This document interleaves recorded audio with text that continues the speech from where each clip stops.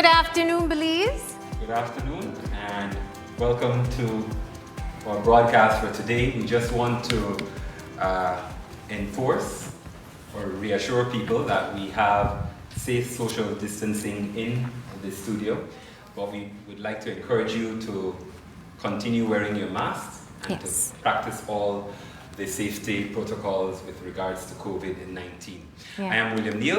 And I'm Marlene Cuellar. And of course, we want to thank you for tuning in to this special live broadcast where Spotlight Initiative goes live.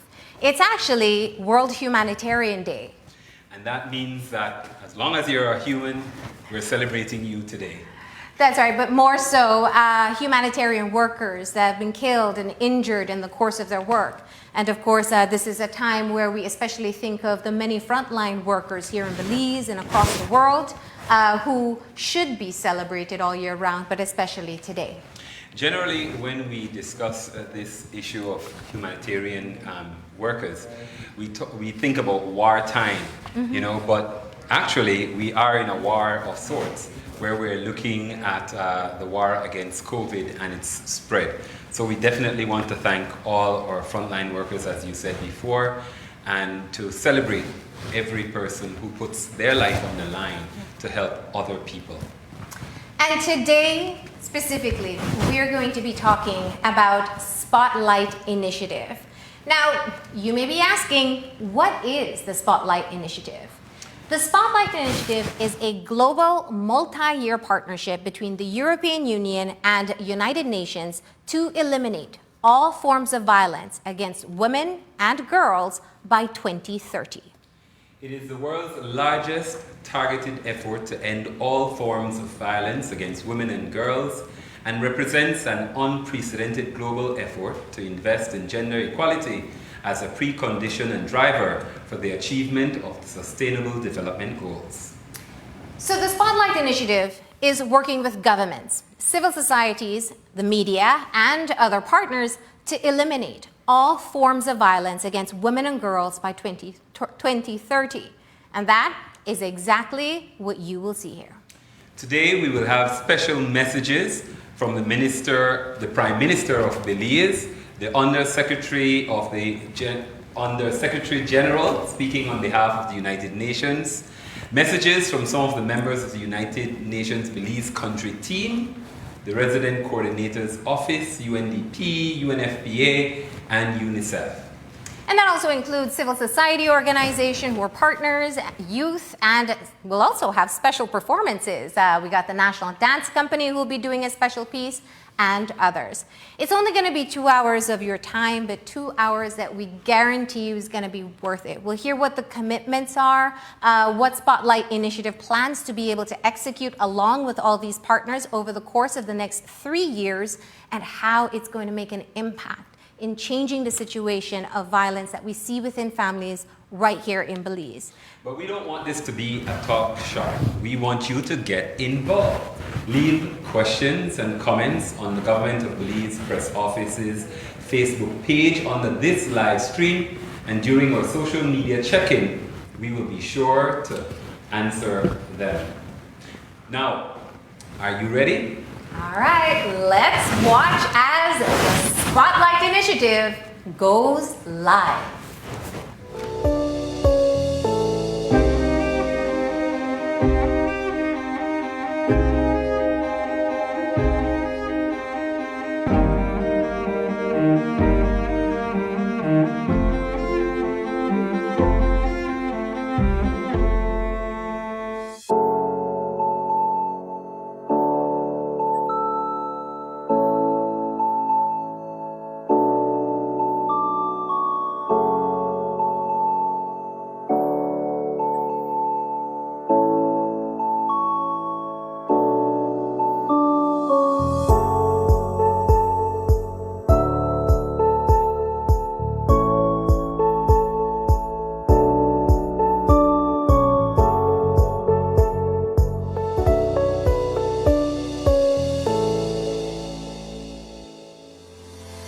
Violence against women and girls is unacceptable, and yet all over the world, family violence is happening now in every community, rural and urban alike, and in every country, including Belize. Domestic violence, violence against children, and sexual violence against adolescent girls and women. Under COVID-19, the threat of violence increases as girls are kept home from school and families are locked inside together. We can no longer look away. We must lead the way, all of us. And by joining the Spotlight Initiative, Belize is showing its commitment to doing exactly this. Spotlight is a global movement. It brings together governments, United Nations agencies, civil society organizations, and the private sector with communities to end family violence by 2030. Together, we are designing and implementing solutions. We're strengthening laws and regulations. We're investing in prevention and in protection, counseling, and services for victims. Most of all, we're changing behaviors. We must make violence unacceptable in all its forms. At UNICEF and across the entire UN family, we're committed to working with Belize and our many partners to end the scourge of violence and to stand with women and children across Belize and around the world. Let's work together to end violence by 2030 and give every child everywhere the gift of a better, safer future.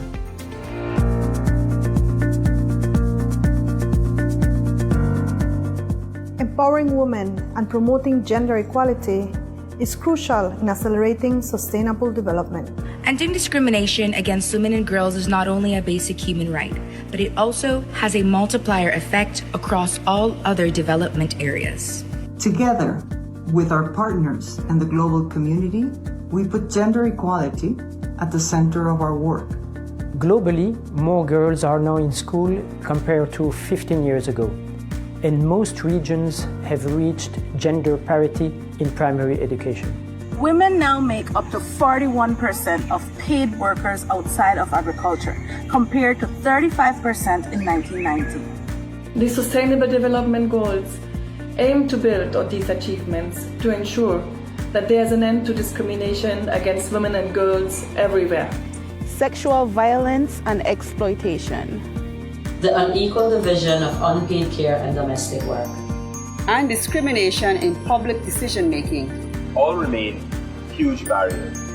Ensuring universal access to sexual and reproductive health and affording women equal rights to economic resources such as land and property are vital targets to realizing this goal. There are now more women in public office than ever before. By encouraging more women leaders across all regions will help strengthen policies and legislation for greater gender equality. Gender equality is one of 17 global goals that make up the 2030 Agenda for Sustainable Development. It is crucial towards progressing to our decade of action. By directly empowering women and by bringing a gender perspective to all development work, we can build a more equitable, sustainable future for all.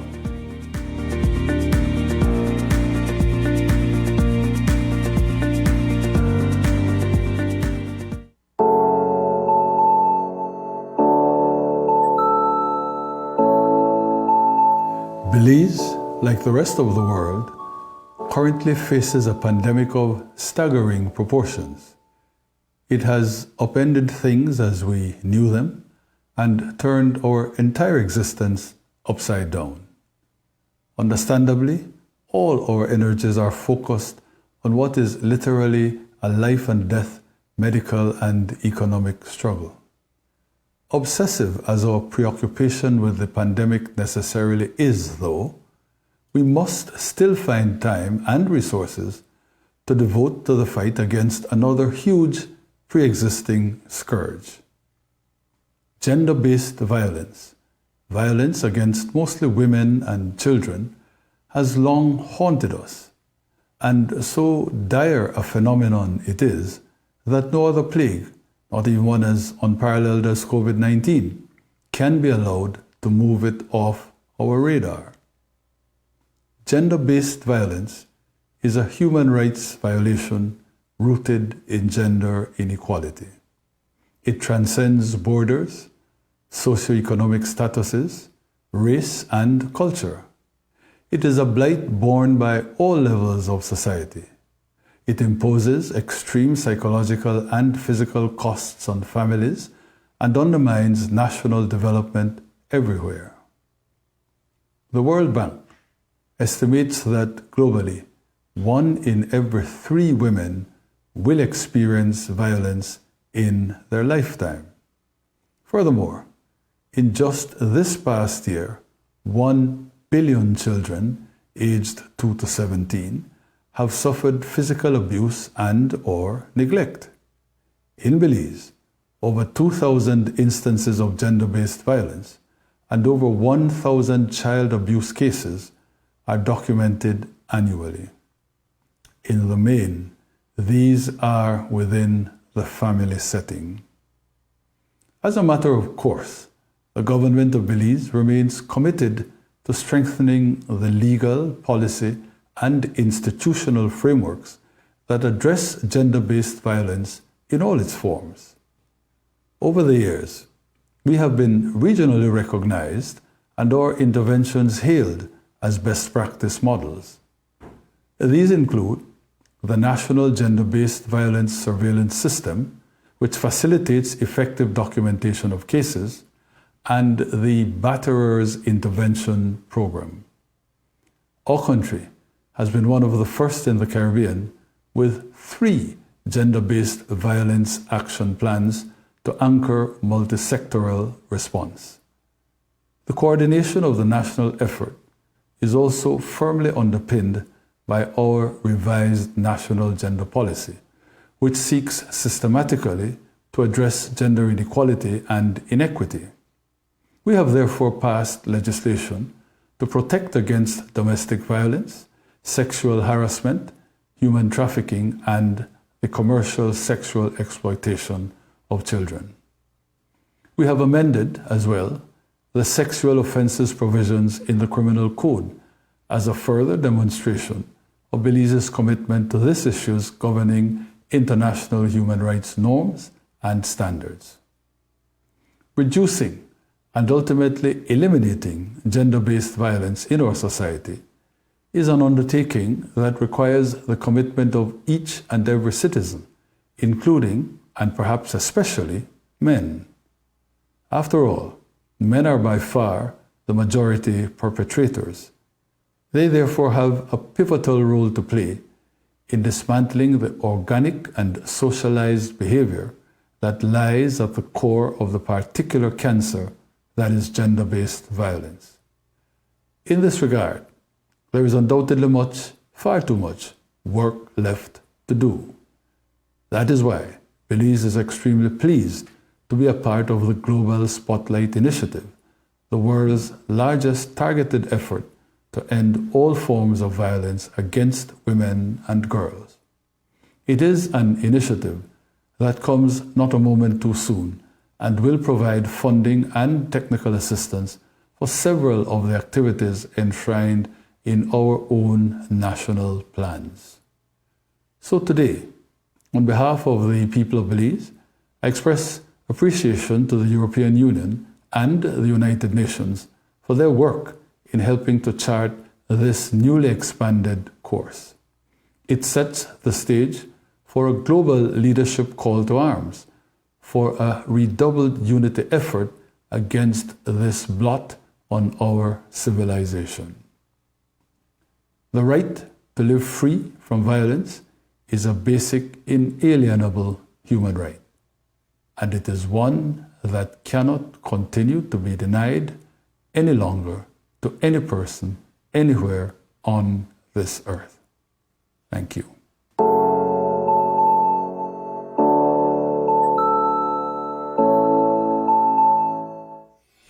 Dear friends, I'm greatly honored to meet you virtually today from Brussels at the launch of this very special program, Spotlight Initiative in Belize.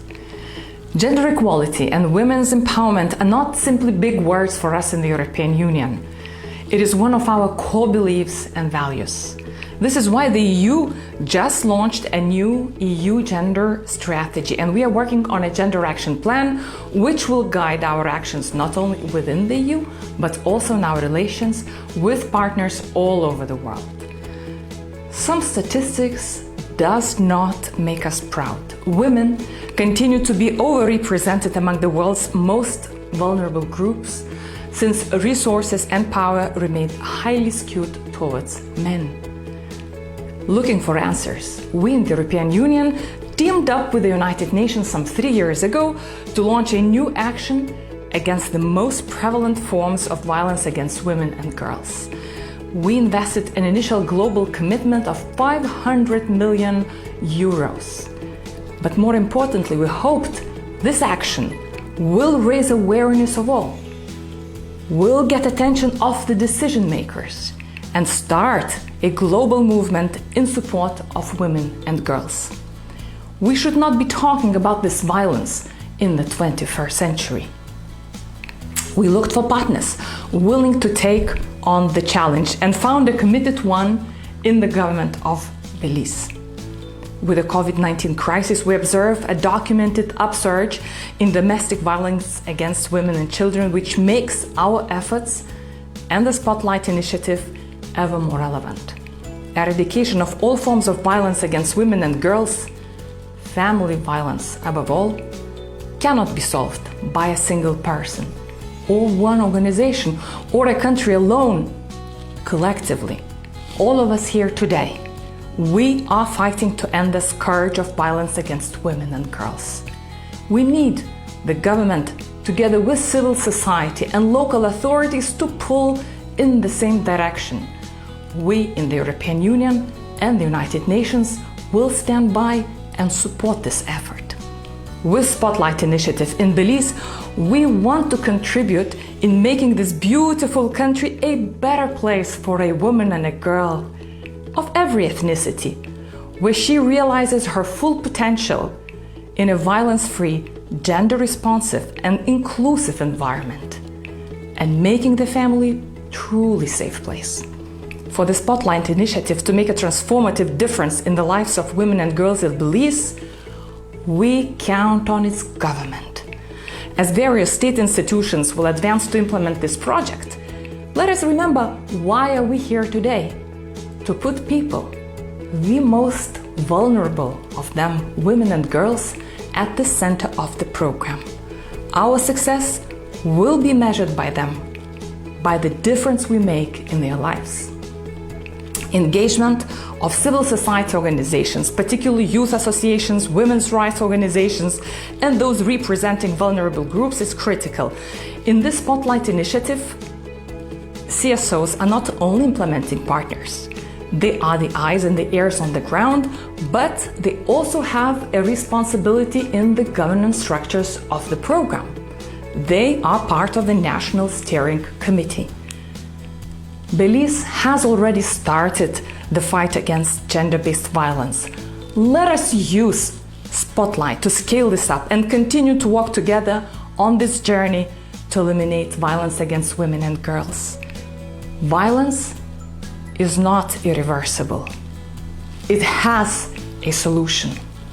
It lies with me, with you, with all of us. Belize is a melting pot of cultures, both Caribbean and Latin, and could be an inspiring example to follow in the fight against violence against women and girls. I am a believer. Show that you are with her. There's a serious issue in Belize that people are not talking about. To change this, we need your help. Many people have heard of the term domestic violence or family violence.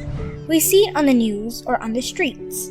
Sometimes we even know someone who is suffering from it, but we don't realize how it affects them. Family violence can affect any member of the family, both immediate nuclear family members, and extended family members. Sadly, most of the time, it's women and children. Family violence is happening right now. This is unacceptable, and we need to end it. The Spotlight Initiative aims to do just that. With everyone's help, we can bring violence into the spotlight, especially violence against women and girls. To do so, we must revise and improve laws and policies, create a culture free of violence, change attitudes, behaviors, and beliefs that foster violence among schools and communities, improve access to quality services that can help anyone affected by family violence, ensure that data is of higher quality and that it's more accurate and accessible to inform laws, policies, and programs, promote strong and empowered civil society and women's movements. Any form of violence is unacceptable. Stand up, speak out, join us. Let's work together to end it. Become a part of the conversation by visiting spotlightinitiative.org.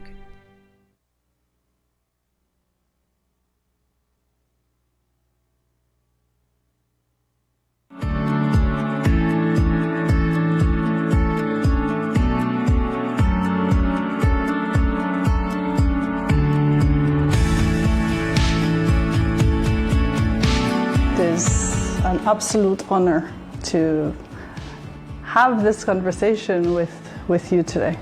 So let's start off by just telling me a little bit about S-Clan and its history. S-Clan didn't happen overnight. I recall attending a UN General Assembly where I sat on a panel for Every Woman, Every Child, and Every Woman, Every Child is the brainchild of the former Secretary General.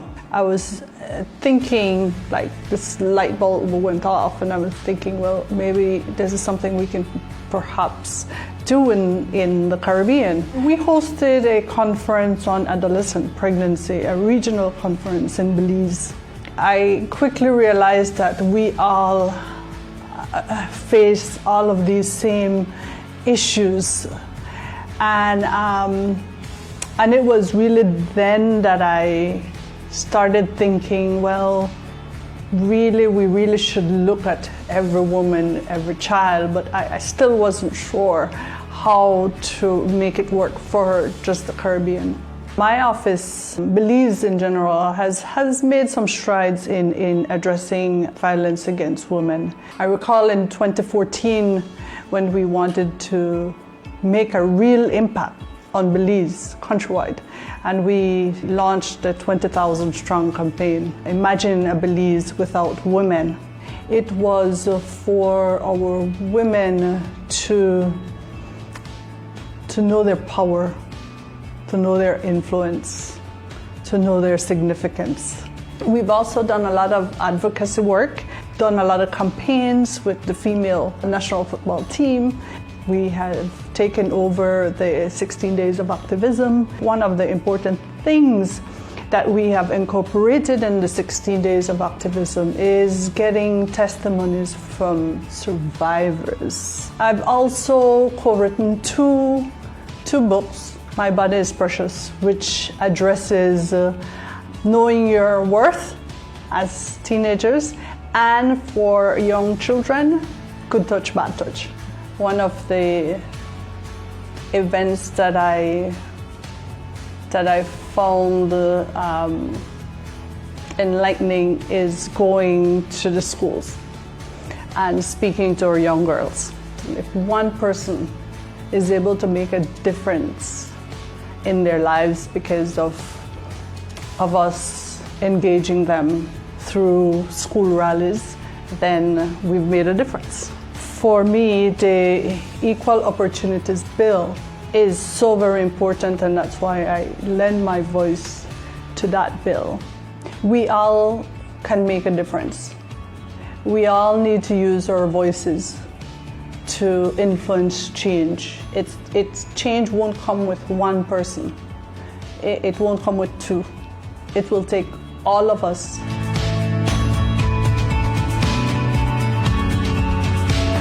And I'm being joined by Ms. Jacqueline Dragon, Executive Director of the Spouses of CARICOM Leaders Action Network S-Clan. We want you to tell us a little bit about your project entitled Engaging Men and Boys to Advance Gender Equality and Prevent Gender-Based Violence.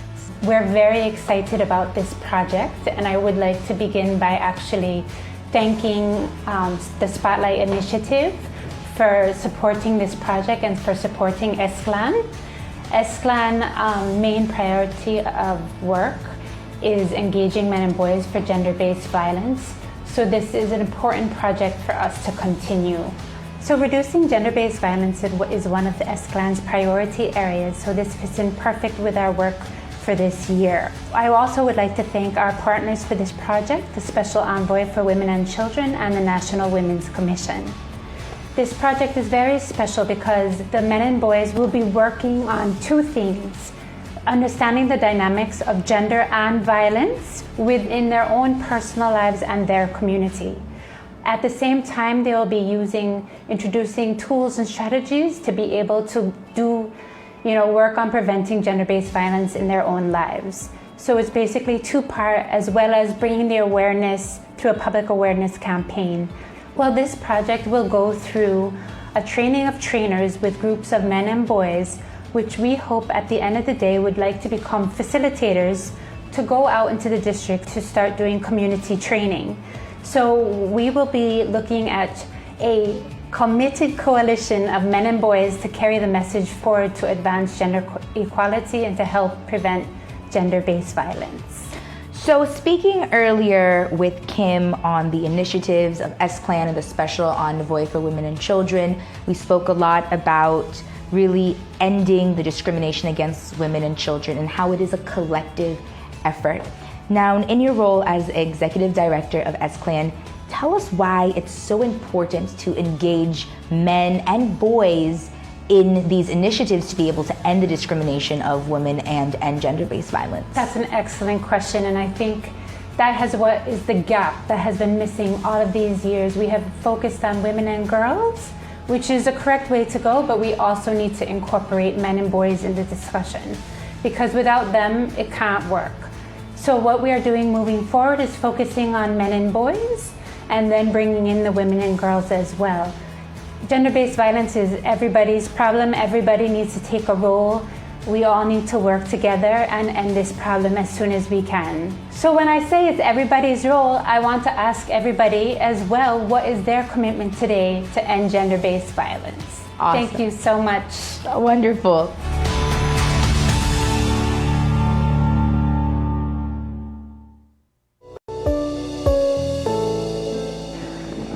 A woman's soul is the alpha of life. She goes beyond the duty of mother and wife. Her blood, her story, she the sacrifice, so that the nation remains not having to pay the price. Women worldwide are etched in history, shattering barriers despite adversity. But some rather keep the truth shrouded in mystery. Free spirits suppressed in this macho society. Their voices gone, transforming into objects, but these very same objects save many men from their nonsense. They say when you educate a woman, you educate a nation. Well, Malala paid the price for that education. With a bullet to the head, they left her for dead. I am Malala, I am Malala, I am Malala, the world chants instead. Maya Angelou, I know why the cage bird sings. Woman power, girl power is now a universal thing, that every woman can be queen with or without a king. We just gotta let them fly, even with broken wings. Each woman the future, but we apply that to the present. We work in the now to enjoy the fruits of accomplishments. Our mothers, wives, sisters, daughters, and friends will forever be our heroines. Beb Smith got you to laugh and to make a whole pile of knives. Sarah and Doodle darling only can't imitate even if you try. Marie Sharp, her products are my choice. Her pepper got my rice and beans to taste nice. I stand on the foundation these women built, unmoved like Rosa Parks, her thought didn't spark. Rosa sat so that Martin could walk. Bear that in mind the next time you hear Dr. King talk.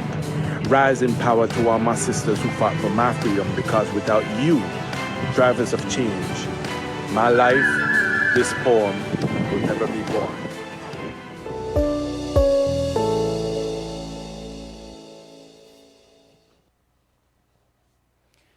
Ladies and gentlemen, dear friends, Although COVID-19 prevents me, sadly, from being with you in person, I am delighted that through technology I am able to bring you greetings virtually from Jamaica on the occasion of the national launch of the Spotlight Initiative in Belize. I feel very connected to this important program being realized through a strategic partnership between the European Union and United Nations, because it reflects our joint commitment to wipe out domestic violence perpetuated against women and girls globally, including in Belize. It is also a clear manifestation of our unwavering support to multilateralism, working with the UN to address common problems.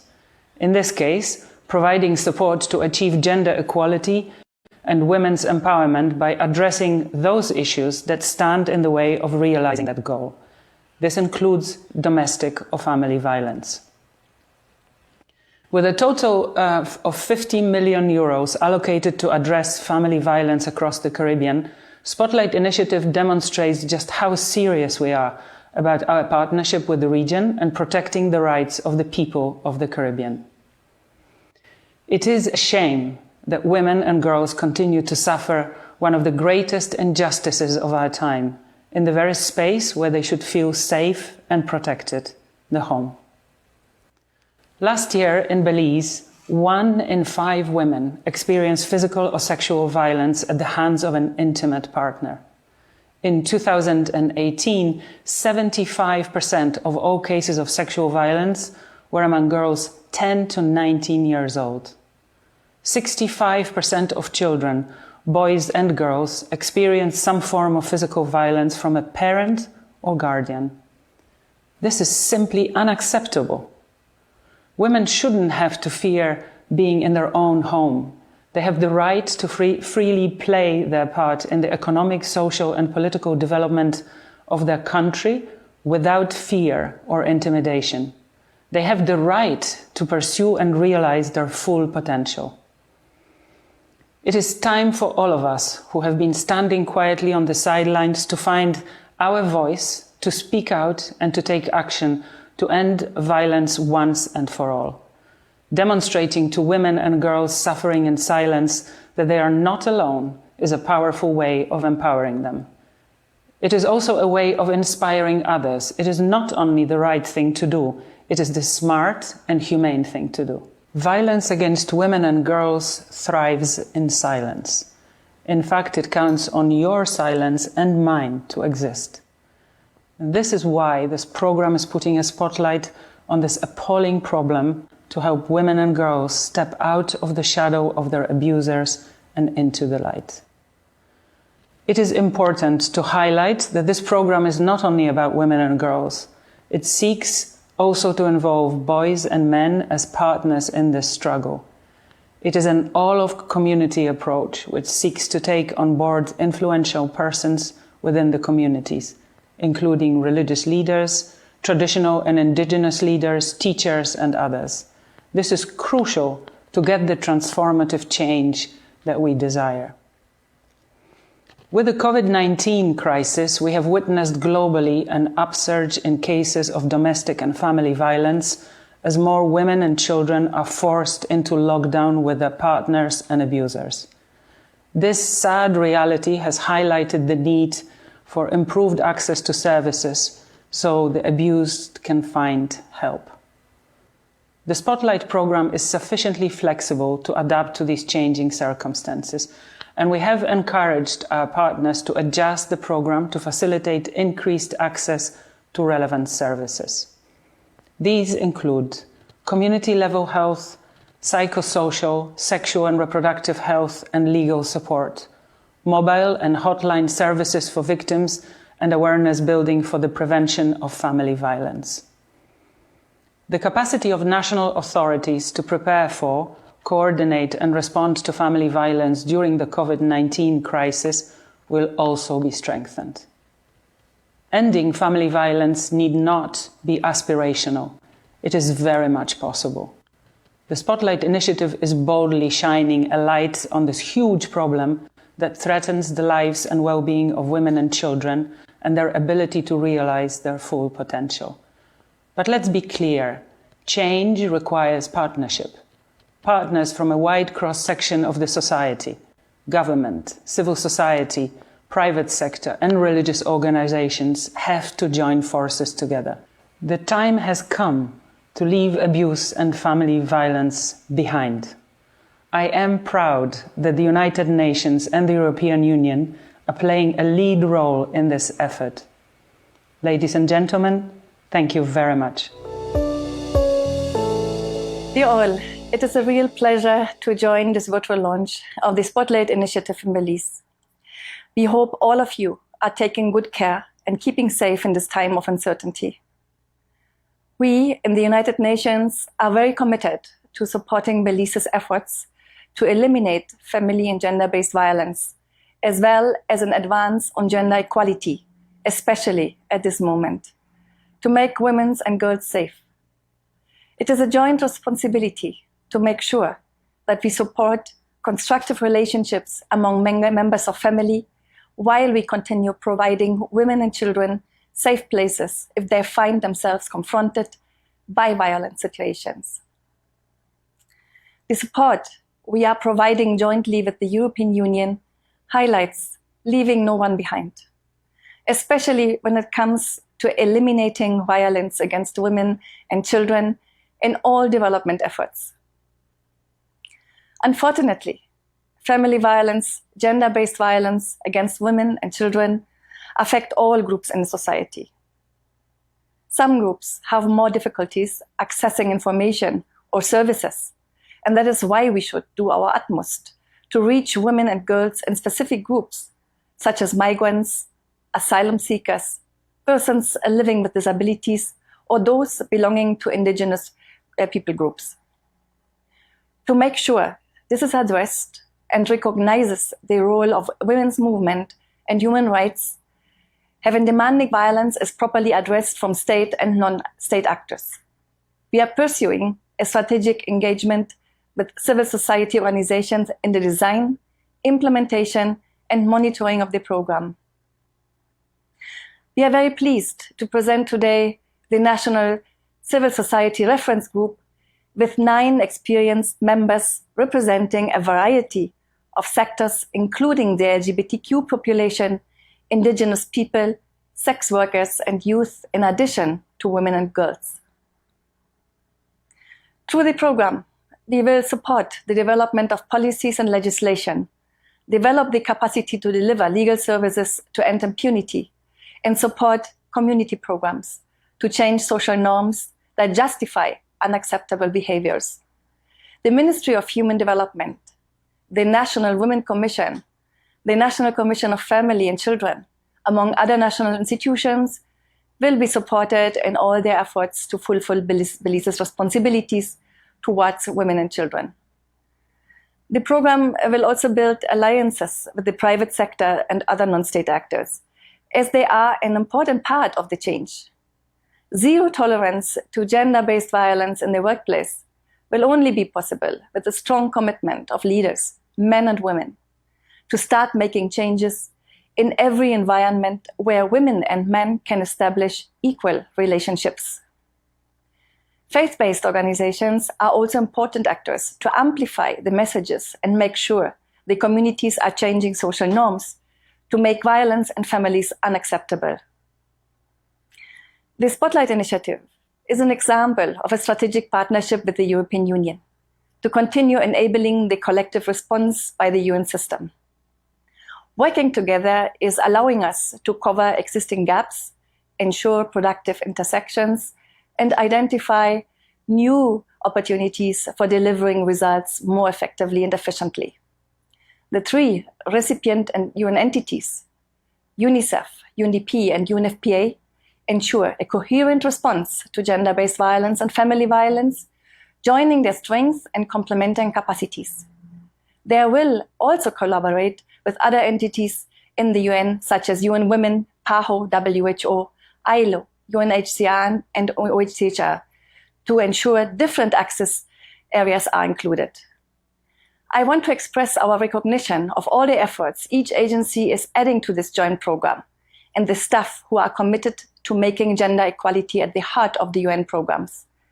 Women empowerment, children's rights, Equal rights for LGBTQ must be central to all development efforts. I would like to end my intervention today by inviting others to join in this crucial partnership to end family violence.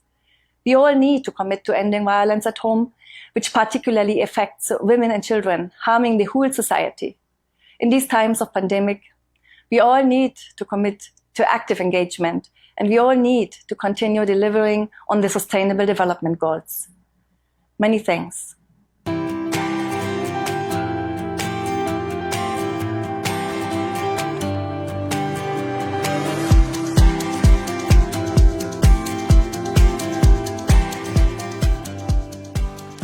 And of course, it is time for us to be able to check in a bit on what people are saying online. We want to thank you if you're just tuning in. This is Spotlight Initiative Goes Live. And we heard from a number of representatives talking about the Spotlight Initiative globally and, of course, bringing it home as to why it's important here and some of the things that we're really working to be able to improve on.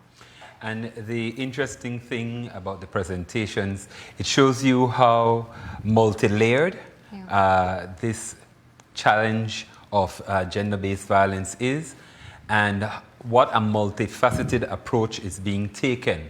And that is really refreshing, because I think there's so many angles that need to be addressed to make sure that we're doing the right things to move beyond just talk shop and a workshop to actually implementation and making the changes that are necessary. Well, let's not forget, this is a public launch of the initiative, and you know, this is life in the times of COVID, so we're doing it online. And as we mentioned earlier, we are going to be sharing some of your feedback based on what you're saying under the live feed. Let's start off, of course, with Anne-Marie Williams saying that she is watching while she is working on Spotlight at the regional level. And, you know, we want to say thank you. And, of course, we can't wait to see where the Spotlight Initiative is going to take us. And, of course, critical work that Anne-Marie does there in Guyana as a part of CARICOM and the work with women and gender. Mary Ganapol is watching from Tucson, Arizona. Such a distance, but we really appreciate your time to learn about women, about violence against women and girls, as well as family violence. We invite everyone worldwide to join us in eliminating these issues. And Monley Aspinall, you know, Monley, you pointed out one of the things that I think is so critical about this program and that we should be able to discuss more, and that is that she loves the idea of involving men and boys. It is absolutely critical that we involve everyone. And there was also a question about us and our masks. As we said at the top of the program, we are practicing safe social distancing in this regard, and we removed our masks then. But we want to encourage everyone to continue wearing their masks, practice safe social distancing, and practice all the safe hygiene practices that are encouraged, such as washing your hands very regularly and making sure that, you know, when it comes to your family, etc., you do all the right things to, if you're working outside the home, when you get home, please do all the right things to safeguard the health and well-being of your family. So once again, of course, we will be checking in on our social media feedback. That's on the Government of Belize's live stream. That's on Facebook, and so we'll be pulling some of them and sharing it a bit later in the program. There's a lot that we want to get into, and we actually have a question here about how this will help children who were sexually assaulted and raped in Belize. The person notes that this is growing rapidly, especially in the villages. We do encourage you to stay tuned to the very end, because while we do have a number of recorded messages that are going to be aired at the end of the show, we're going to be having at the end of this event, we're going to be having a conversation with several representatives about the pillars behind Spotlight Initiative, diving into the details as to what they want to do and how they're going to do it. So questions like those will definitely be answered in the final panel discussion that we're having at the end of today's launch. And it's important that you remain engaged.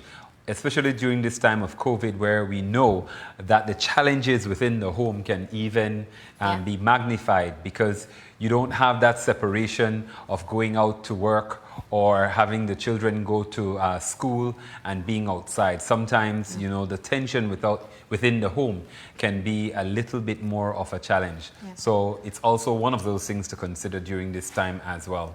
You know, I think one of the critical things that we do know about Spotlight Initiative, and you'll be hearing more as the launch progresses, but it's based on 6 fundamental pillars. And one of those pillars I think is absolutely crucial, and that's looking at being able to get the data. We all hear anecdotally of persons who we know, or family members that we suspect, or friends oftentimes, who may have been impacted in some way by gender-based violence, by which includes sexual violence and abuse.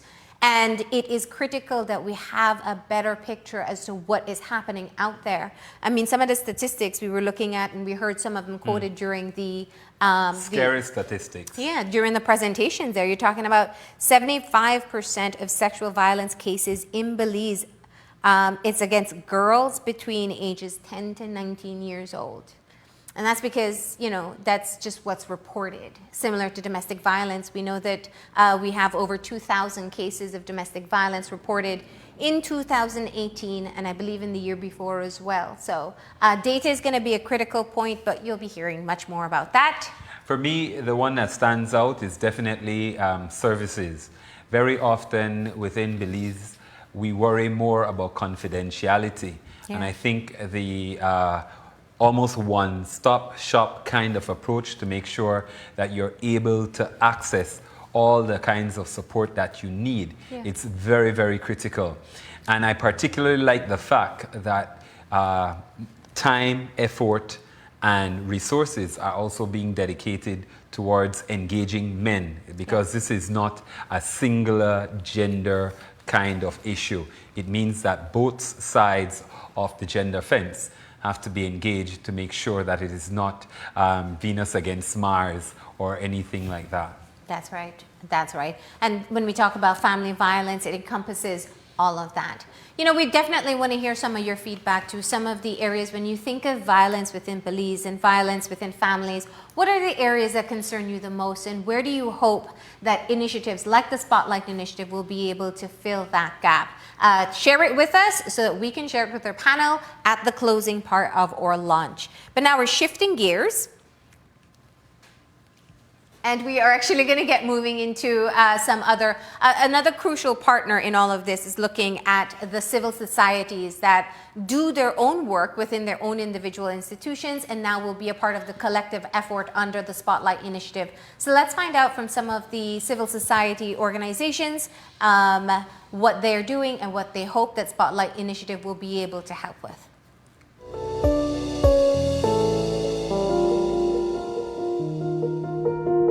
Three out of 4 children experience violence from caregivers before the age of 4. 1 out of 4 adults believe it is necessary. 75% of sexual violence cases in Belize are against girls between 10 to 19 years old. 65% of children, boys and girls, experience some form of physical violence from a parent or guardian.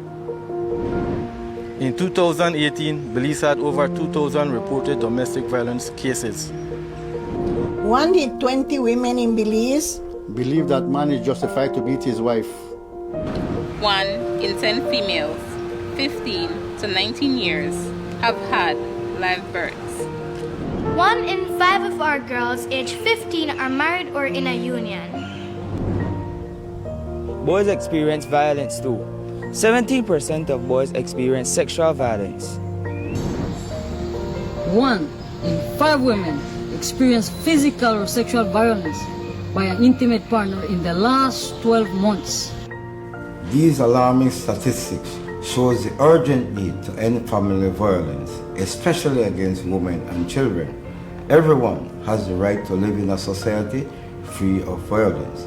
We cannot develop economically or socially if we continue to tolerate violence within our families.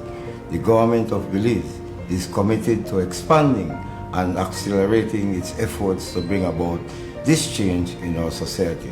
but the government cannot do it alone. Your help is needed to end violence against women and children. We all need to take a stand to end violence now. End violence now. I am Diana Shaw, and I am the Executive Director of the Child Development Foundation. We are headquartered in Belmopan City in the country of Belize. Our mission is to work on developing a community-based response to child abuse, human trafficking, and domestic violence. In Belize, the issue of family violence impacts all of us. It impacts our children, our women, and our men. CDF is committed to eradicating these issues and to develop and support strong families. We became a part of the Spotlight Initiative in 2019 when we submitted a proposal. Our proposal was focused on providing capacity building to community leaders, especially community leaders involved in faith-based organizations, and also to provide psychosocial support to persons who were impacted by family violence. One of the key activities that we will be doing under this project is to develop a toolkit for family violence. It will equip community leaders to be able to train others within the community and how to identify and how to address family violence issues within the context of the community in a way that is gender sensitive and also culturally appropriate.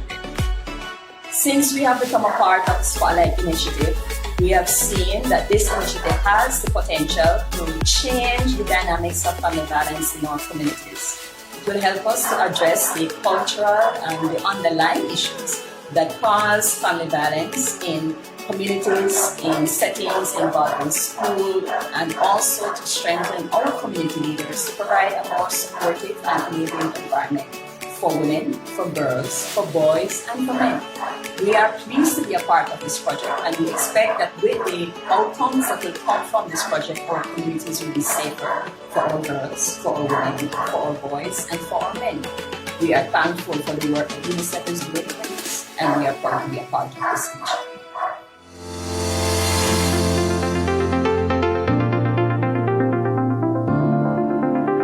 It's hard to ignore the level of violence in Belize, especially on youth. This has a clear impact on the country as a whole, but more specifically, the persons who have been exposed to it. Exposure to family violence can be traumatic and can negatively impact many factors, such as development, academic performance, coping skills, and relationships. For many youth, this is not a choice. Violence against women and girls also constitute a grave violation of human rights and remain one of the greatest challenges in achieving gender equality. Girls and young women are particularly vulnerable to various forms of violence, which leaves deep and long-term impacts on their lives, stifling their potential to grow, lead, prosper, and thrive. Some children lose the ability to feel empathy for others. Others feel socially isolated, unable to make friends as easily due to social discomfort or confusion over what is acceptable. In order to respond to the overwhelming issues associated with domestic violence, it is important to understand these issues and know how to identify them. Youth engagement and leadership is imperative for accelerating and sustaining progress on preventing and ending violence against women and girls. Prevention must start early in life through promoting respectful relationships and transforming the social norms in which gender-based violence and family violence is rooted. In particular, engaging young men and boys in the prevention of violence towards young women and girls is critical. If we want to bring sound changes to the future, we better engage the youth now. Together, we can work towards creating a generation of empowered youth and support the change we need to create a better tomorrow. It's all on you.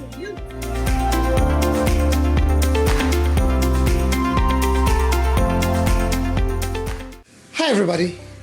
Domestic violence impacts us all. It makes no distinction between age, ethnicity, or creed. Of the victims of domestic violence in our country, almost 3 out of every 4 are women. 1 in 3 women over 25 have suffered some form of physical violence.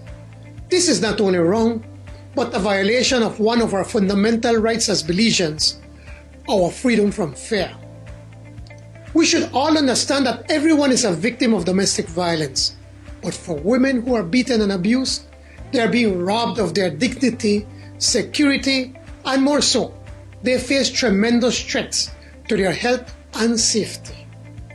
For this reason, we in the PUP are strongly opposed to any form of domestic violence, but in particular against women and children. Our Plan Belize agenda will commit to do everything in our power to uphold the law and to defend the right of our women to be free from violence and abuse. Our women's agenda will celebrate what previous PUP administrations have done to protect women. Initiatives like passing significant legislative changes to make tougher sentences for those who commit violence against women, the establishment of a special court to address issues relating to the family, and providing support to NGO organizations that work directly with women's issues. Now we must go further.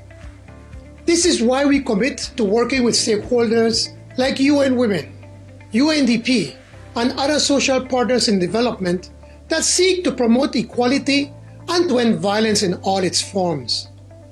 Today we join the Spotlight Initiative and pledge to work with you in contributing to ending family violence by strengthening policy and legislation that will guarantee increased protection of women and girls.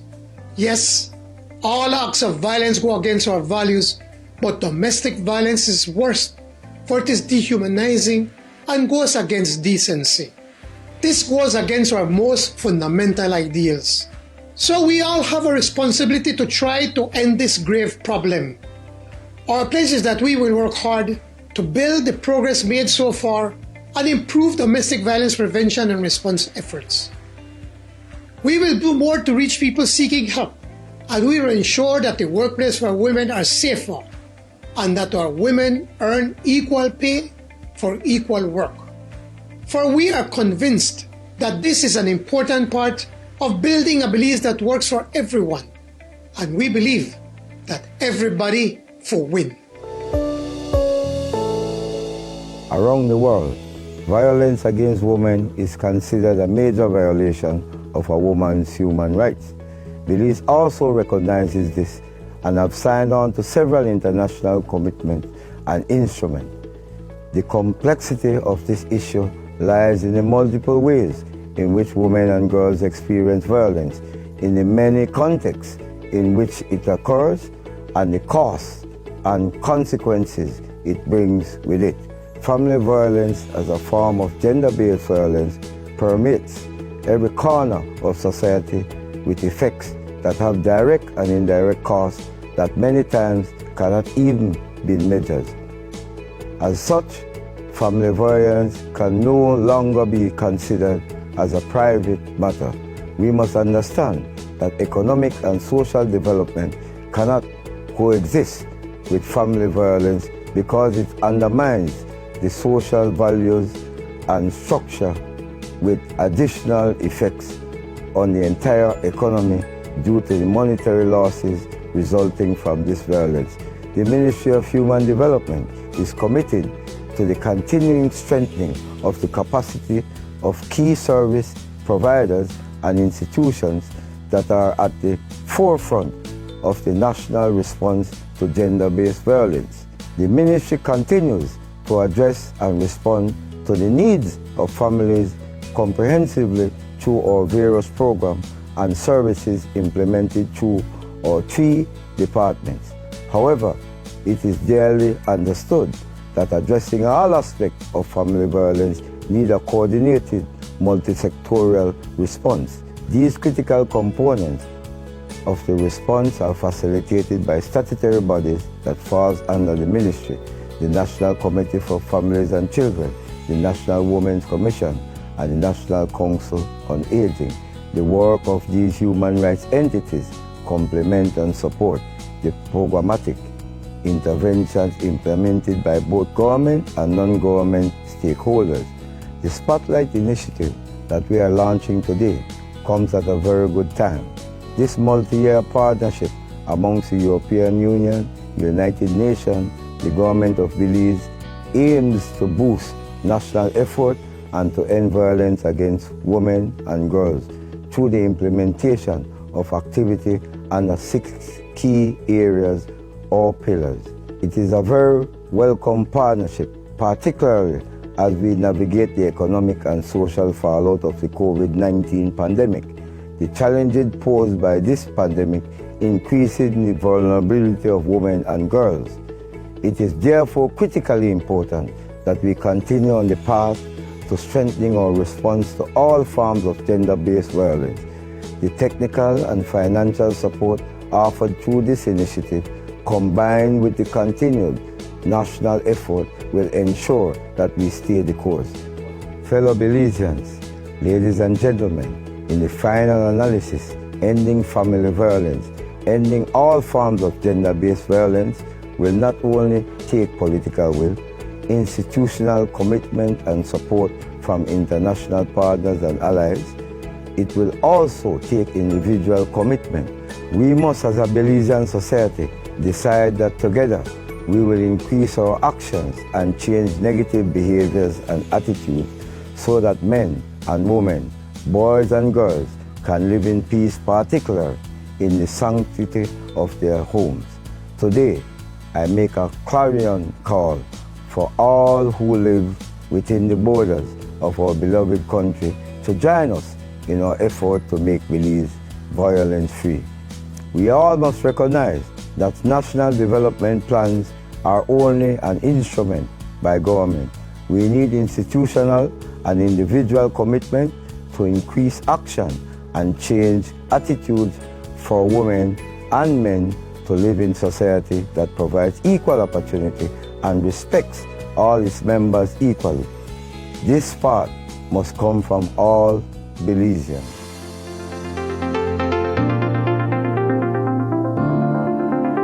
Violence against women and girls is an egregious human rights violation that affects families in all countries and cultures.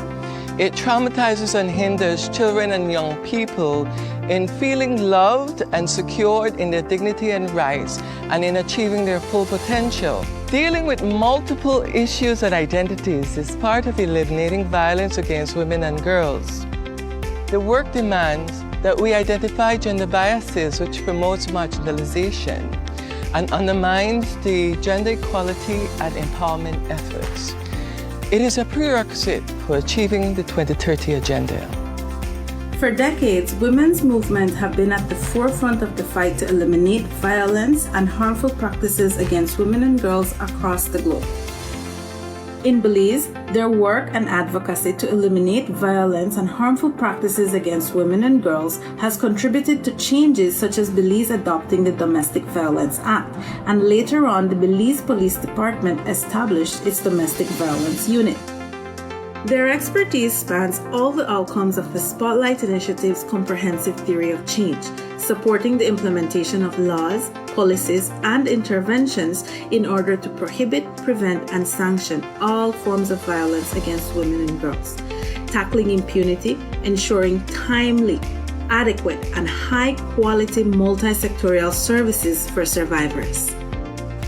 Educating women and girls on their rights, as well as men and boys on the harmful consequences of traditional notion of masculinity, addressing social and cultural norms that perpetuate and enable discrimination, ensuring accurate, reliable, and meaningful data on all forms of violence against women and girls, and building alliances, movements, and solidarity across the country and the world to eliminate violence against women and girls and advance progress on gender equity, equality, and women's empowerment more broadly.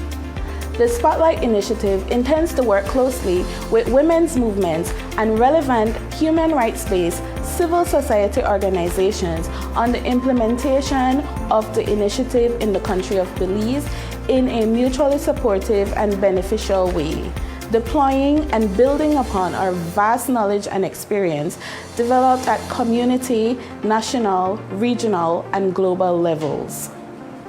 To this end, the initiative has established a civil society national reference group in Belize as an institutional mechanism to harness civil society expertise, to advise the Spotlight Country program, and to advocate and partner for the realization of its objectives.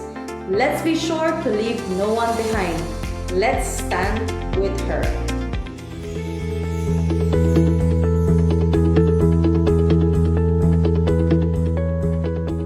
Gender-based violence is experienced worldwide in both the public and the private spaces, but mostly within the confines of the family. So when responding to gender-based violence, Belize is also responding to family violence. Over the years, Government of Belize has implemented multiple strategies and initiatives to address family violence, such as the development of the National and District Gender-Based Violence Committees, which provide oversight, coordination, and monitoring for the response at the national level. These committees also bring together multiple stakeholders such as police, human development, health, education, as well as representation from civil society. One of the most recent initiatives was streamlining the roles and responsibilities of the National Women's Commission and the Women and Family Support Department to ensure that one focuses more at the policy development and recommendations to government, while the other one focuses as programmatic efforts. The most important aspect of a government response to family violence is its multi-sectoral approach, ensuring that multiple levels provide services to clients and survivors of family violence. Some of the initiatives that have been undertaken for the police officers to work with the family violence is that we have established family violence unit throughout the country at the police stations. We have also developed capacity building and for strengthening our officers in terms of educating them on gender-based violence. We have developed a curriculum component for officers at the National Police Training Academy. We have trained specific officers to deal with gender-based violence with the Crimes Information Management System, and also for them to send their information to assist with the Joint Intelligence Coordinating Center. We have also assisted in educating other persons through community policing outreach programs for young people to understand what is gender-based violence. Over the years, government has taken a lot of initiatives. One, looking at drafting legislation as it relates to domestic violence. They've put in place what we call our FamCare, which is an online case management system that allows us to track cases from start to finish. I think one of the biggest initiatives, though, was amalgamating the Women's Department and the Family Support Services to form the Women and Family Support Department, which sort of strengthens the case management response or the support to women in domestic violence situations. Also, there was much work done with some of the safe houses to look at strengthening the services, helping them put together policies and structures for these shelters. Belize have a gender-based violence surveillance system which started in the year 2000, and it involved all the different service providers to survivors of gender-based violence. We have one form that is standardized that is used by all agencies to help us to provide continuum of care to survivors. In the response for gender-based violence, we also include the community health workers, because in their training curriculum, we include aspects of sexual and reproductive health, which also covers topics on gender-based violence. So they would be probably the first contact between the health system and the survivors requiring services. The gender-based violence also is included in the sexual and reproductive health policy, which was approved in 2002 and is currently under revision. The Department of Youth Services sees the family structure as a gateway to effective and productive young people if built properly. Hence, we engage in mentorship programs that teach on conflict mediation and capacity building. We also have a host of youth officers nationwide attached to counselors that assist with life skills training in the classroom. And of course, we have our health and well-being unit and community outreach unit that look at anti-violence and positive mental health. Some of the areas that will benefit as a result of the Spotlight Initiative's 6 pillars will be legislation and institutional training, as well as strengthened monitoring and evaluation mechanisms that support data-driven programs, services and actions that promote norms and values against violence, and of course, capacity building of both state and non-state actors. The evaluation of the National Gender Policy and the National Gender-Based Violence Action Plan will allow Belize to assess how well both these policy documents have been implemented, as well as provide recommendations on the best way forward to address the gaps and challenges that still exist. Additionally, the engagement of men as advocates in the work against violence will bring great benefit to Belize and families. The Spotlight Initiative will greatly assist the ministry in the sense that the officers will be more sensitized to be able to deal with human rights, as well as to develop their standards and their obligations, their gender and family violence, to help with attitudinal changes within the Belize Police Department. So in addition, the Spotlight Initiative looks at the definition of essential services packages and defining what that is to respond to gender-based violence, and also looking at essential service packages not only in normal times but also in disaster management times or emergency situations. We are looking at strengthening the gender-based violence surveillance system. We are looking at improving the access to information and services by families that will help them to reduce the number of teen pregnancies. These problems that we are dealing with are social problems, hence they need a social response. They need the response from the society as a whole. Well, the Spotlight Project will support initiatives through a scale-up of high-quality education of sexual and reproductive health, of course, through our online platforms that will distribute accessible information for sexual and reproductive health and rights, and of course for the implementation of social and behavioral change programs through art, music, and entertainment that will build on our art program as well as our music studio. Addressing family violence is extremely important because it is so widespread and for many years socially accepted. However, government should not be the only one working in transforming social, cultural, and economic obstacles that hinder families from living lives free of violence. Everyone must play a role.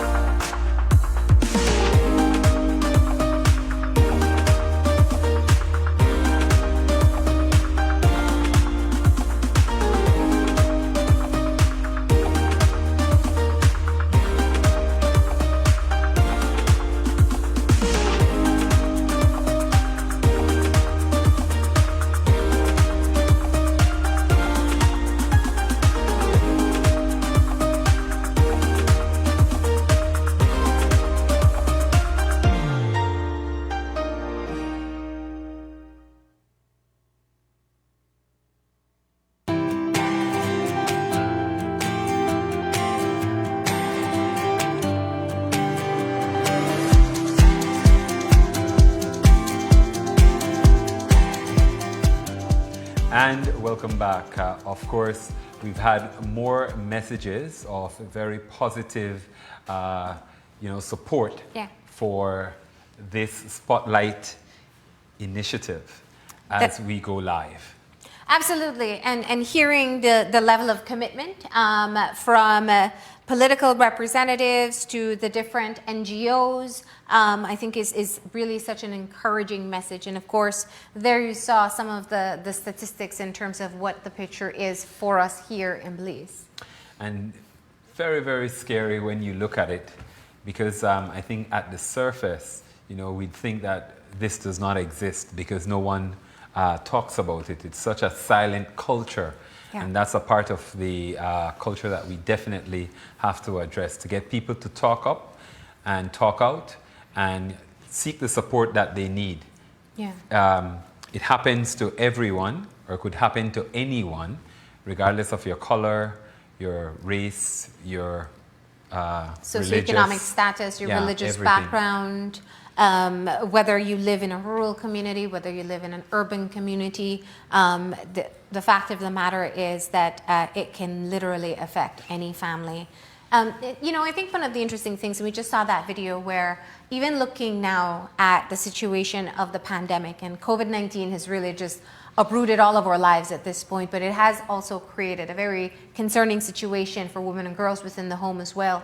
So it's always important to make use of the opportunities that we do have to tell people that if they want to get out of an abusive situation, as you saw just now in the ad, you can always contact the police if it's an emergency, if your life is being immediately threatened. You can also contact the Women's Department. You can call 0800-WAY-OUT, or you can also call 672-9628. Text them, call them, let them know you need help, let them know you want out, and save yourself and your loved ones. And don't stay in because of the children, because they become the ultimate victims and run the risk of continuing the cycle as they become adults themselves. So your tolerance is something that is not good for the children. Think about it as an act that you have to show zero tolerance for, and because you love your children, you have to find a way out and move on and show your children how resilient you can be as you help them build a better future. That's right. Now, before we move into the meat of today's launch, where we're going to close off with a panel discussion with several representatives, we do have a bit of entertainment lined up for you. That's right. We'll go to the Bliss Center for Performing Arts, and we'll see a special pre-recorded performance by the Belize National Dance Company.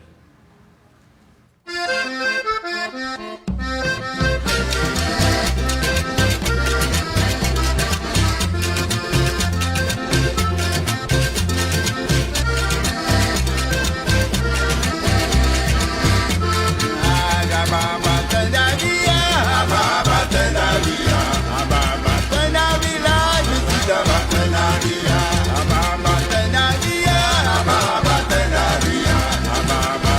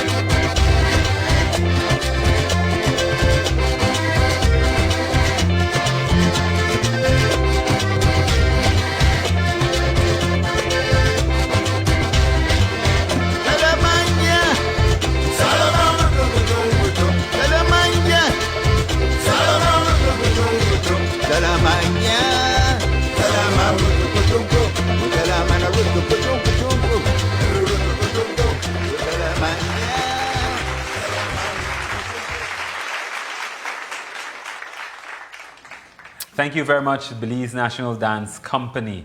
We're now back live in studio and we're about to embark on our panel discussion. We welcome to the studio via Zoom Judith Alpuche, Chief Executive Officer, Ministry of Human Development, Social Transformation and Poverty Alleviation. We also welcome Ambassador Malgorzata Vasilewska, delegation of the European Union to Jamaica, Belize, Turks and Caicos Islands, Bahamas, and the Cayman Islands. We also have Vijit Gerstenberg, United Nations Resident Coordinator for Belize and El Salvador.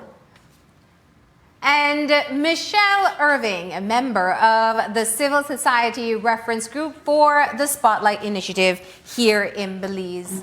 Good afternoon, everybody. Good afternoon. Good afternoon. Good afternoon.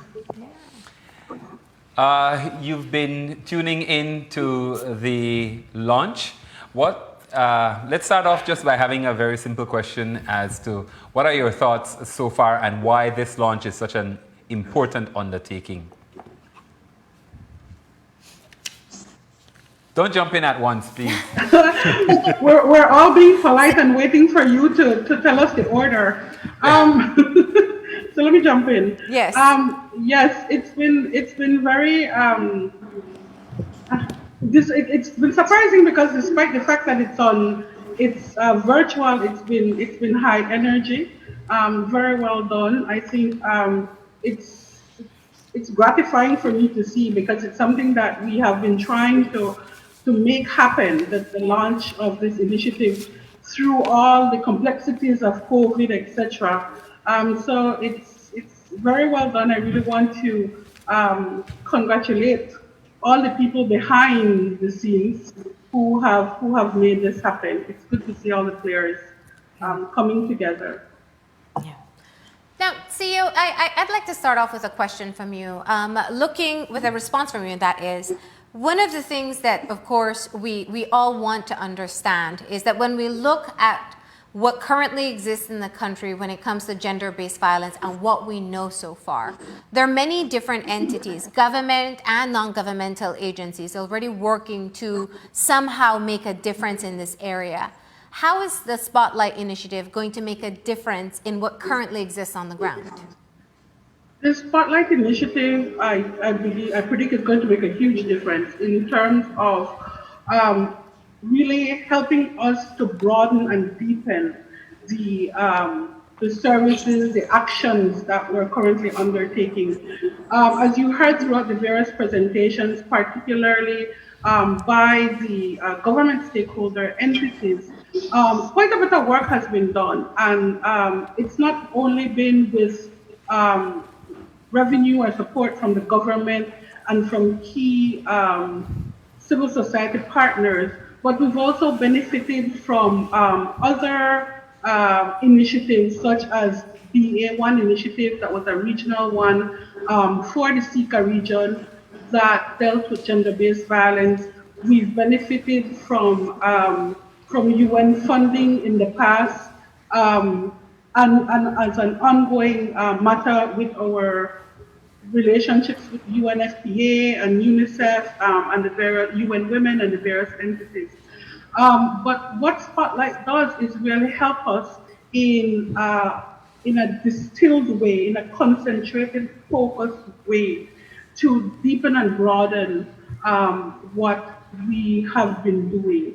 There is a lot of harmonization between those 6 pillars that you see within Spotlight that has been talked about throughout this launch, and what is in our national plans, our national gender-based violence action plan, what is even in our national gender policy. There is a lot of harmonization and synergy between what's there and what Spotlight will be addressing. So I find it quite exciting in terms of the possibilities. And I think that one of the things too that Spotlight brings, it brings to bear in a concerted way the full technical expertise of the UN along with the backing of the European Union. So it brings everybody on the same proverbial hymn sheet. We've been working with, although it's all interconnected, various entities working with UNFPA on something, and UNICEF on something, and UN Women on something, but this really harnesses everything and provides an excellent framework. And so I think that's going to be the major difference that has the potential to catapult us forward. Now, CEO Alpuche, one of the things that very often is a challenge for us is that you don't want to create parallel structures that are doing the same thing. How important is it, and in terms of opportunities that will be created, how can you see this project or this initiative offering support to the work of government to effectively implement legislation that combats violence when it is such a deep-rooted and pervasive challenge? Sorry, as you continue with the work that you do so passionately. Belize has a pretty decent legislative framework when it comes to gender-based violence. It's one thing that we do pretty well. There are some issues that we need to address legislatively that is on within the plans for the Spotlight Initiative, having to do with the Evidence Act, having to do with other minor pieces of legislation. But it's really in the implementation, no? Because it's really about those laws that have been passed by the National Assembly coming to life and offering real protection for people rather than just being paper tigers. And so within the Spotlight Initiative, there is due attention being paid to capacity building, capacity assessments for the various stakeholder agencies, government and non-government, in their ability to carry out their work and bring into force, bring to life the laws and help people to access the various protections that are offered within the provisions of the laws. The training that is necessary, which is an ongoing issue. We have to continue to train the various stakeholders, continue to sensitize parliamentarians, that sort of thing. And I think that is of incredible value when it comes to really ensuring that the legislative framework works, that it makes a difference in the lives of people. So thank you very much for that, CEO. Let's shift over now to the UN Resident Coordinator and get the perspective in terms of the United Nations role in this initiative, and also taking a look at how Belize fits in globally in being able to work towards eliminating violence against women and girls. Yes, thank you very much. I think the United Nations have always worked and are working every day more by mandate with a strong focus on women and their rights. Nonetheless, studies have shown that well-designed and comprehensive programs that reach the most marginalized women and girls can be effective in eliminating violence. So this program makes for us a big difference in terms of having the resources and the focus just on gender-based violence in its different forms, how it is presented, especially also in Belize. No? Yes. And each Spotlight Initiative country program is purposefully designed to address all of it comprehensively, strengthening institutions, targeting gaps in legislation, promoting attitudes at the citizen level, provide quality service, prevention, but as well as really strengthening the women's organizations and their families as well. Yes, absolutely. Thank you very much. I'll switch now to Michelle Irving, just to ask a question about you are working on the ground, definitely involved in your community. What are the social norms, attitudes, and behavior changes that you can, that need to be done but are completely challenging? And in terms of work that you will have to engage in, what kind of timeline do you see this happening? Because very often people think that it has to be results and you have your indicators that you have to achieve. So what are your views on the attitudes? Thanks very much for your question, William, and it is indeed a pleasure for me to be here along with these distinguished ladies who, like work, have been involved in making a change in our society and our world. Thank you very much for the work that you do. For me, representing a community-based organization, POWER, I think it's all about what your perspectives are. When we talk about social norms, when we talk about attitudes, behavior change, a lot of times we feel that we could accomplish that in the life of a project. And projects really are not for that. They are to put an amount of energy, amount of technical resources, amount of financial resources, amount of reconfiguring, filling the gaps. But really and truly, these issues are lifelong. And so while we have to be cognizant of that, while we have indicators, while we have, outputs and outcomes, but we also have to understand that we have to work along a continuum to ensure that even at how I'm working at this age, we are involving younger people, we are involving girls who are then becoming women, who are then becoming advocates, who are then continuing to push it forward. So in my life, I've looked at people I have mentored, people have mentored me that have passed on, or some of them are a bit older. I am here doing this work, and I have a commitment to mentor others to ensure that then the work continues. And I think that's the way we have to look at it. while we appreciate and understand what this program is doing, for example, for us, we are ensuring in our work, we're ensuring training of gender advocates to ensure that people are more aware and very sensitive of the issues and what it might take, and having a client-centered approach, thinking, putting all your being in that girl who have been raped, or that woman who is living through violence and what she's going through, or that young boy who is uncertain of what is happening in his home and is looking to other outside for validation and things like that. So I believe that it is along the continuum, and so we continue to ensure that social norms and behavior change, while it may take a while for some of the things that we see or that we want to see, we have to also understand that it happens continuously every day. Mm-hmm. And it's just how we look at it.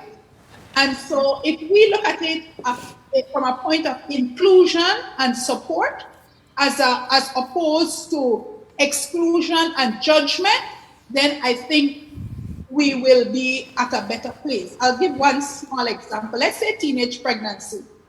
Everybody might say we work with women and girls on sexual and reproductive health and rights, and especially where the girls are concerned, now and again, we have a teenage pregnancy. While at the beginning we are frustrated, we're a little disappointed, but then we realize that, life continues, hope is there, and this is how we look at it. So we will not exclude girls coming to the programs with their children. We'll find a way how to ensure that their children are taken care of, they're still a part of the program, and they are fully supported. So at the end of the day, we're not only supporting the girl, but then we're also supporting the girl and that child or their children, So it is how we look at it and where we choose to put our energies. Thank you. Absolutely. Very powerful intervention, because I think the fact that you talk about judgment and trying to look at society as not perfect beings,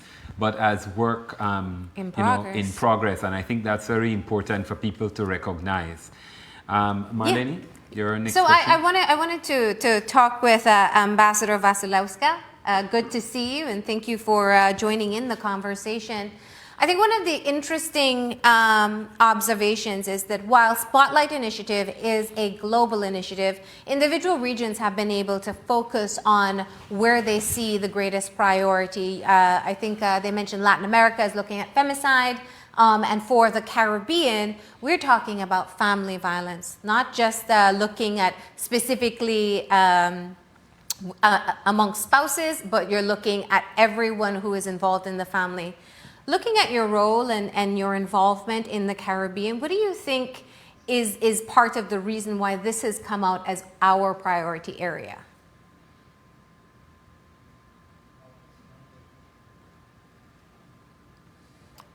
We're not hearing you. Did you unmute your mic? There you are. I was trying to eliminate the noise. Thank you very much for your question, Marlene, and thank you for this opportunity.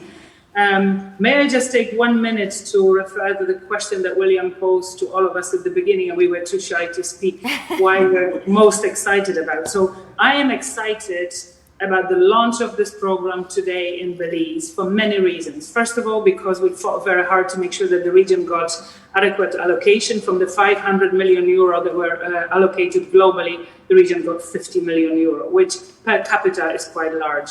And on top of that, because I'm also accredited to Belize got 3 million out, which again, per capita is a very generous allocation. So I'm thrilled that I'm still here at the end of my posting at the end of this month, that I have the opportunity to be part of this launch. I would have liked it to be in person, but on the other hand, I'm delighted that COVID hasn't delayed us so significantly that we're going ahead in this manner, and I'm sure they will come when we will meet, and I'll get a chance to come back to Belize even if I'm not an ambassador anymore. So Belize, it's very important that Belize is part of this program because not every country in the region received allocation. It's only Belize, Grenada, Guyana, Haiti, Jamaica, and Trinidad and Tobago. even though the issue of family violence is a much bigger problem in the region. So why do I think family violence was identified by the region itself as the main focus? Because it's very complex here. And, I can only speak as a visitor and as an observer. You yourselves live in the countries of the region and you know this much better, and other colleagues like Michelle work here much longer than I do. But I think it's a very complex problem in common to many countries. And I am very thrilled that it's family violence focused because it's bigger than the violence against girls and women. There is a level of acceptance of violence in family, in the community, that goes beyond what is good for individual development, for respect of human rights, for the kind of life that families should, and communities and schools and churches and society should secure for children. And it's time to change. Lead violence has multiple facets. It is physical violence, it is sexual violence, it's social violence, it's economic, psychological, and emotional abuse, and acts of aggression within relationships within family that are that should not be accepted. And very often, members of the community know very well what is happening and where, but it's the community that often, on top of the family, put a pressure on people to keep the dignity of the family and the dignity of the community intact. And that silence has to be broken because it destroys people. It destroys children, it destroys boys, it destroys girls, it destroys women, and they grow up to be adults that have no sense of their own value, of their own self-respect, often grow up broken. Many perpetuate violence or feel so angry and upset and depressed.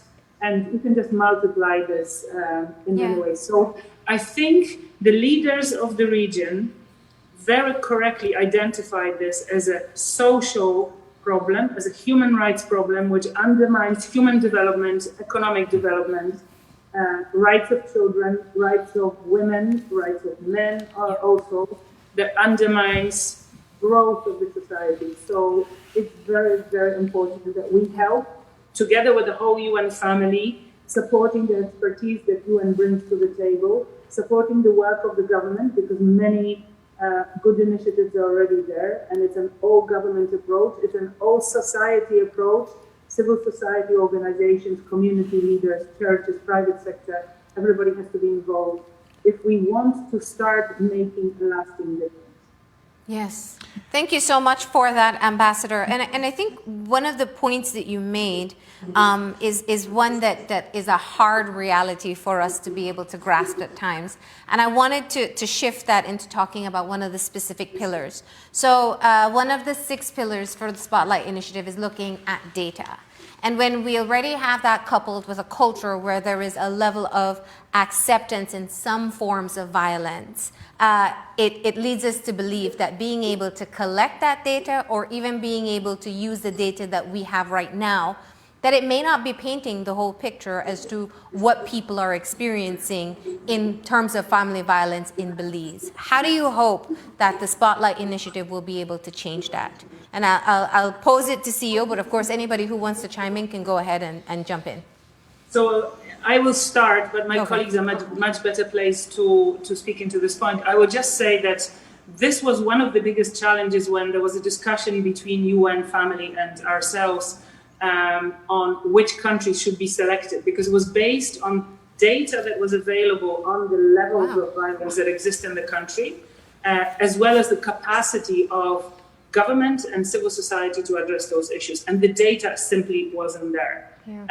So from the work that we do collectively with UN and civil society organizations, we knew that the problem is much bigger than the available data, because the violence and the abuse is grossly underreported for reasons that we all know. As I said, families, communities put pressure on children, on women to not report. There's also lack of adequate services. There are examples of police and other services not responding to those who want to report adequately. so on. So the reason why the data is not adequate is complex. And I will let my colleagues speak to why it's not reliable and what efforts we'll make to make sure that it's better. So who wants to take it there? CEO, Michelle? Because it's interesting, we do have some data. We have what's reported, we do know what I'm sure your human development officers have experienced. And then Michelle, you kind of get the tail end of it when people may or may not have reported and you're working with them through your empowerment groups. But how important is it that we get the right snapshot as to where we are? Family violence is private. It's in the homes, it's parent to child amongst each other. And we just don't know what the extent that it happens.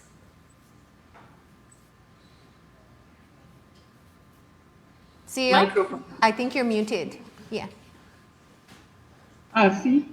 Trying to ensure that I don't.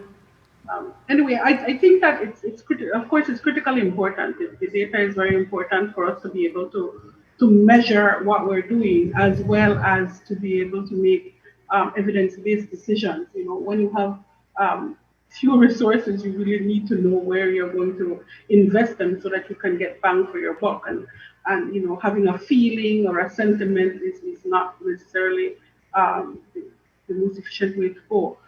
We do have, I think our challenge is around the coordination of data. It's around translating administrative data into usable forms in a timely way.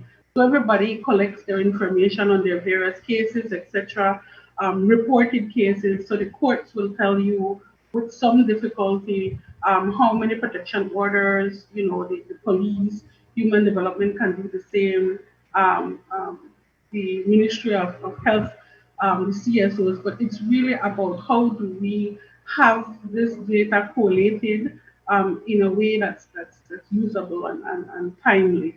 And making sure that we're all speaking the same language in terms of definitions that we use, etc., and so forth. So I think that it's going to be useful to focus on the whole issue of data collection, monitoring and evaluation, building capacity, because some of it is around that in terms of really having the technical capacity at hand to be able to do the kind of analysis and the kind of work that's needed to make the numbers make sense, make the statistics make sense. So that is a welcome part of the whole equation, a welcome pillar within this whole initiative. And I think it's recognized by all that, and there are some nascent pieces there within the system that we can really come together, bring together, and make sure that all the pieces work. We have had a gender-based violence surveillance system, so there are some good bones there that we really have to make sure all the pieces are connected and that it works. Any other comments from the panel? Yes, I would like to agree with what CEO Alpucha said, but I would just like to offer maybe some views as a CSO on the ground and speaking with other CSOs where some gaps may exist in terms of how do CSO or NGOs or environmental organizations, community organizations, even maybe churches, how do they feed data up into the national body? Because a lot of times where the collection points are probably where service points are, maybe the police, the courts, the Ministry of Health. However, I think that a huge or at least maybe not huge, but some reporting is done at the community level where people would tell community workers, outreach officers, people that they see as their peer. So there's that peer-to-peer reporting but they wouldn't report it to the police, to the court, maybe to any official government agency. How do we then, so that's like an informal talking of what is, or maybe on your chest, saying what is happening in your family. Where do I go to for help? It might take a long time before that person muster up the strength, because they don't want to interact with some of the, because there's also that hesitation sometimes to interact with the formal agencies. What might happen to them? Some people might feel that, you know, they have a preconceived notion of what the police will want them to do, what the court will want them to do, what human development will do to them if they go. And so there is that kind of, I would want to say, semi-mistrust or not sure.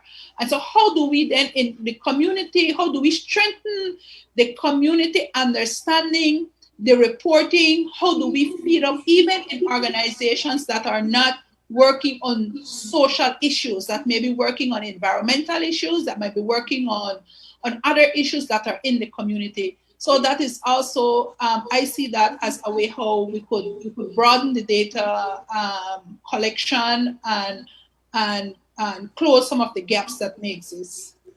Now, we're almost completely out of time, but I want to pose one question, kind of rapid fire kind of response from our panelists, because as a male, what is the role that you see males playing in this entire initiative?